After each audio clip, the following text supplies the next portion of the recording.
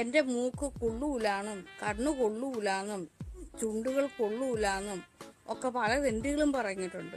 പക്ഷെ അതേപോലെ തന്നെ മറ്റു പലരും പറഞ്ഞിട്ടുണ്ട് വിടർന്ന സുന്ദരമായ കണ്ണുകളാണെന്നും മൂക്ക് നല്ല മൂക്കാണെന്നും ചുണ്ടുകൾ നല്ല ചുണ്ടുകളാണെന്നും.